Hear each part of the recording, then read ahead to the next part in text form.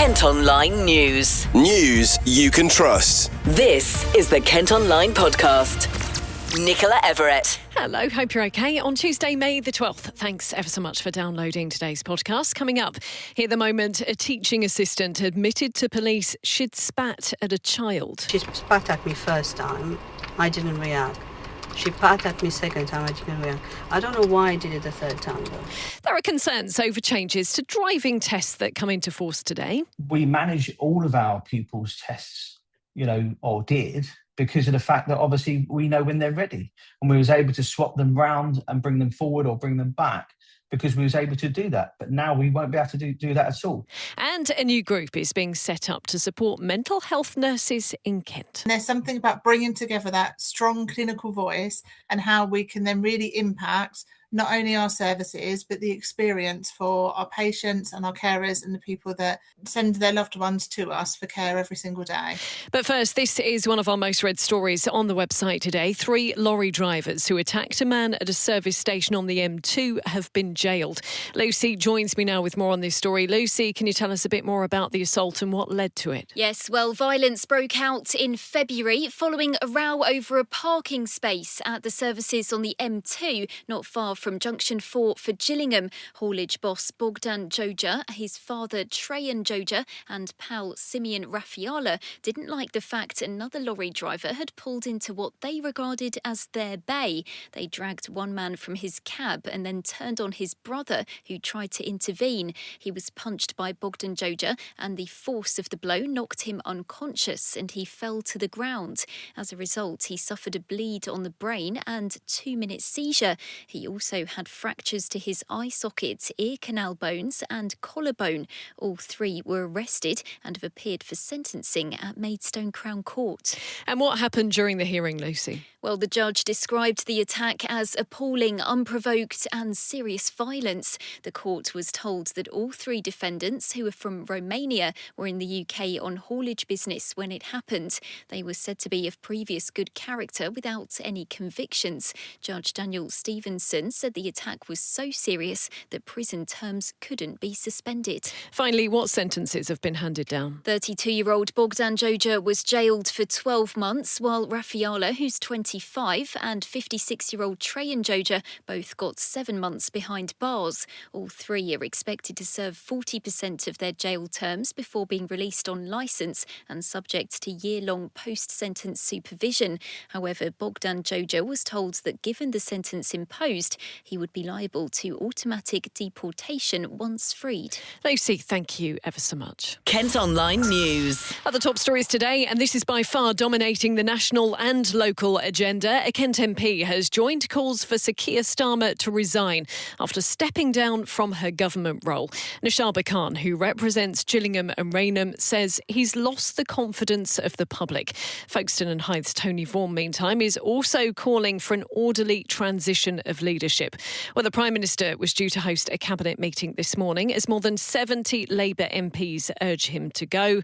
Mike Martin is a Lib Dem rep for Tunbridge Wells and he's been giving us his thoughts. I think he's a man of integrity. I think he's clearly, working very hard and trying his best, but he's lacking a few key skills that are required to be a Prime Minister. He's not able to build a coalition and amass political power and take his party with him. He's not able to narrate and tell a story to the public about where the country's going. And these are kind of really important skills for politicians. Your main job is to take very complicated things and to distill them down into a communications narrative and take both other politicians, the media and the public with you. And he's just totally unable to do that. Do you think it's more of a personality thing for Keir Starmer than a policy thing? Well, I think there have been clearly some policy nightmares, right? Like the winter fuel allowance. I think the economic policy is appalling under this government. They've said that they were going to sort out growth and then they've put loads of taxes up on businesses, for instance. And I speak to the businesses in Tunbridge Wells in my constituency. It's causing real problems. They've had to delay hiring decisions. We've got a huge youth unemployment problem that's basically largely, I would lay at the door of this government's economic strategy.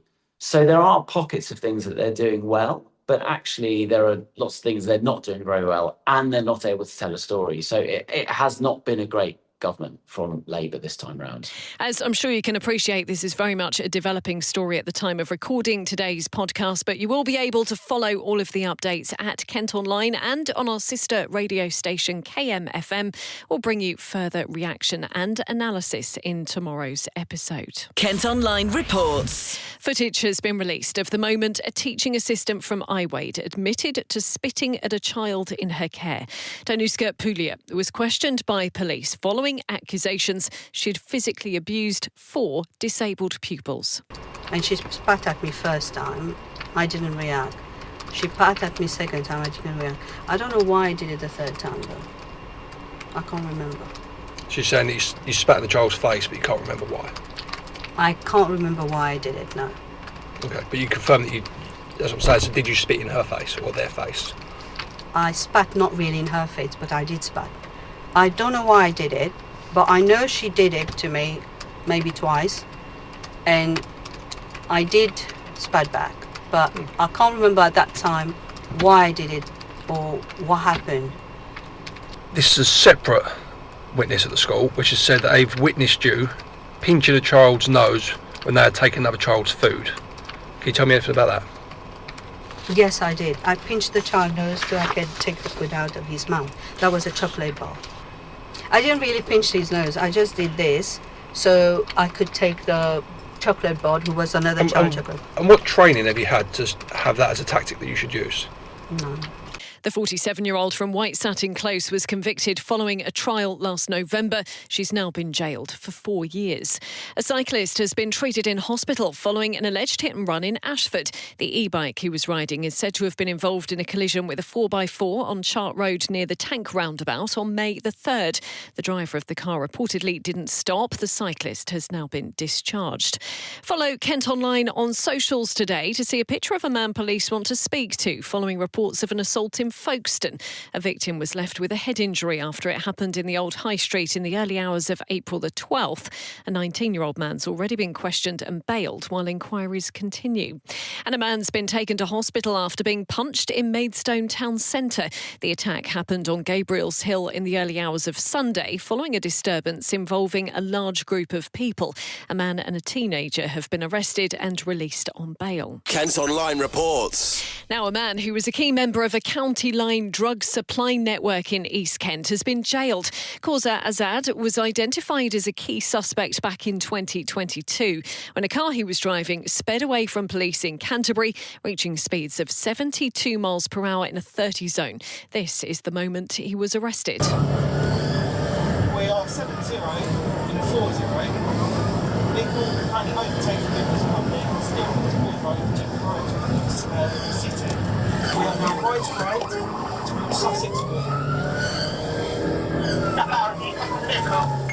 Legals now stop. Go on. You're under arrest. The failure to stop for dangerous driving.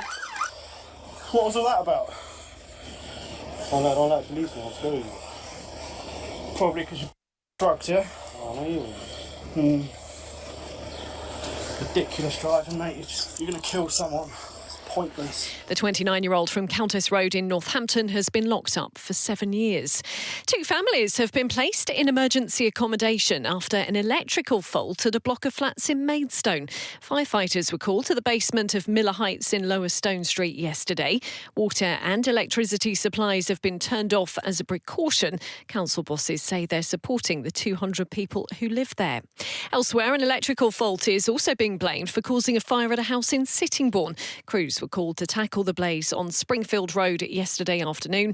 No one was hurt, but we are being reminded not to leave washing machines in standby mode after using them, or indeed running them while out of the house.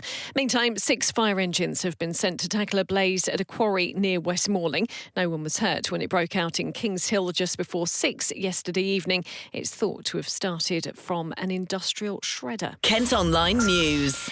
Now, a Kent driving instructor has told the podcast that he's concerned about big changes to booking a test that come into force from today. Learners are now the only ones who can do it via a government website. Previously, instructors were able to deal with test dates and amend them if necessary. Well, I've been chatting to Wayne Langford, who's from Look Who's Driving in Medway. There's a lot of controversy because at the moment, as an instructor, I've got a book of pupils that I'm teaching where I can actually change their tests between those pupils, and if they're currently available and ready, then we would move them into an earlier slot. If they're not, then we can move them back. Hence, that's why I actually made the actual independent group so that I've got access to 96 driving instructors' pupils tests, so that we currently swap all the time between ourselves, because we do get people that are ready, some people are not, and so on. So it makes it very accessible, and it actually saves the DSA less cancellations for late notice because we're able to deal with it. Now they're going to be getting a pupil to ring up that's not going to be very confident on the phone. Some pupils hate speaking on the phone. You've got other people like SEND people that got disabilities. Who's going to be able to do their changes for them? What would have been the solution, Wayne, or was the solution not really needed? Because we have heard of the huge backlog. Was there anything that needed to be done to try and clear that? The thing is that it's crazy that they actually moved the cancellation period from the timescale it was to 10 working days. So if you've got somebody that goes sick, we've got pupils that potentially could step into those roles but can't swap them because DSA need 10 days. So, of course, that test gets cancelled. The pupil loses their money. The only person that benefits is the DSA because they've got the £62.50. But we could have actually put people into that role, because regularly I speak to the examiners and pupils are not turned up for tests. So for you as an instructor, that must be incredibly frustrating. How do you think learner drivers are going to feel about it? Have you spoken to them about the changes and the implications? I've spoken to quite a few. They're really nervous because although they may be of the age to drive, mum and dad still step in and book things for them. And they're really nervous now that they are the only ones that can actually do it, because they can't get their parents to do it because of the fact that they're the only ones that the DSA will speak to. Thanks so much to Wayne for chatting to us. Perhaps you're learning to drive at the moment, or indeed you're also a driving instructor. We'd love to know your thoughts. You can message us via our socials or email news@thekmgroup.co.uk. An Iceland supermarket in Kent has been given a 1-star hygiene rating. Inspectors visited the store at Swanley Square Shopping Centre and found food being stored above freezer load lines, and a pack of sausages were being sold past their use-by date. Bosses say they've already addressed the issues and have requested a re-inspection. A Kent hospital's admitted to failings in a man's end-of-life care after he was denied his final wish to spend his last moments in a hospice. The patient, who's known only as Pete, passed away at the William Harvey in Ashford in September 2023. The trust running the site has apologised and say improvements have been made. People living near a former student accommodation block in Gillingham say they're concerned it's been given permission to be turned into a 63-bed HMO. The building on Jeffrey Street will be repurposed after permission was granted by Medway Council. Nearby residents have told us they're worried about antisocial behaviour, overcrowding and parking. In fact, it's also been criticised by the local MP. Or the authority say they'll keep track of the impact. Kent Online reports. Next on today's podcast, and a new group's been set up to try and improve standards for mental health nurses in Kent. Demand for support services has risen in recent years, and now a nursing council has been established to give staff more of a voice. The announcement comes as we mark International Nurses Day, which also happens to fall during Mental Health Awareness Week. I've been speaking to Julie Kirby, who's acting chief nurse at the Kent and Medway Mental Health NHS Trust. Across the organisation, we have a range of nurses. So we have mental health nurses, learning disability nurses, adult nurses, paediatric nurses.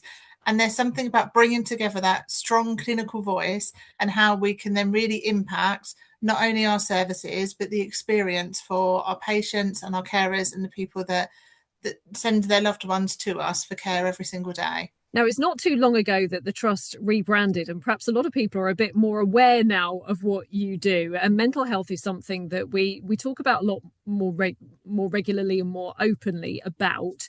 And obviously this week is all about raising awareness of mental health. It's Mental Health Awareness Week. Was it crucial that you made this announcement this week and on International Nurses Day as well? Does it all fit in quite nicely together? We were really excited, actually, that International Nurses Day falls on Mental Health Awareness Week, because for us it's two key points in time where we can really get people thinking about their mental health and really thinking about nursing. So being able to launch our nursing council today for us just felt like a really great way to say, here's how we're pushing forward, here's what the future is going to look like for the nurses within our organisation and the difference that's going to make moving forward.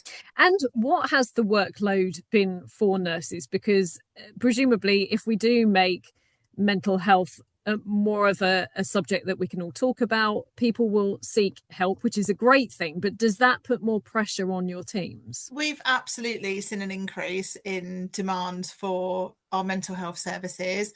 And we absolutely want to encourage anyone that's having any kind of needing any support with their mental health to come forward. That's really important and it's really key. What we have seen with that increase in demand and also with the transfer of services for our children and young people's and all age eating disorders, which came over to our organisation on the 1st of April, is we've now got an awful lot of geographical range, but also change in population across Kent and Medway. So, we're absolutely dedicated to meeting that demand. But for the nurses across the organisation, it's a huge ask. It's an awful lot for us to think about. We deliver on lots of various different treatments, various different therapies. We have nurses that are more specialist in one area than another. As I said previously, we've got nurses that are from different specialisms. So it's really a place in the Nursing Council where we can start to bring all of our nurses together to make sure we've got one voice. Thanks ever so much to Julie for being on today's episode of the podcast. Bosses in Kent have confirmed they're in talks with Aldi about building a new store in Maidstone as major roadworks continue. The supermarket firm was given permission in 2024 to build on land near Newnham Court Shopping Village. The nearby A249 is currently being expanded and should be completed by 2027. It's not known yet when work on the new shop will start. A teenager from Whitstable who was left paralysed after a motocross accident is hoping to be able to walk again. Jamie Thomas suffered a spinal injury during the race in Swanley in June last year.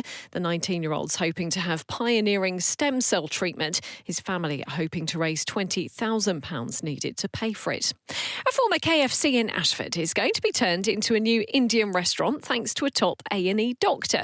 Siddharka Kohler, who works as a consultant at the William Harvey, is opening a franchise of biryanis and more on the high street. He's planning to spend £450,000 on the refurb and it's due to open in July. And the UK's Eurovision entrant who's from Kent says preparations for this year's contest have been a lot of work, especially after becoming a dad.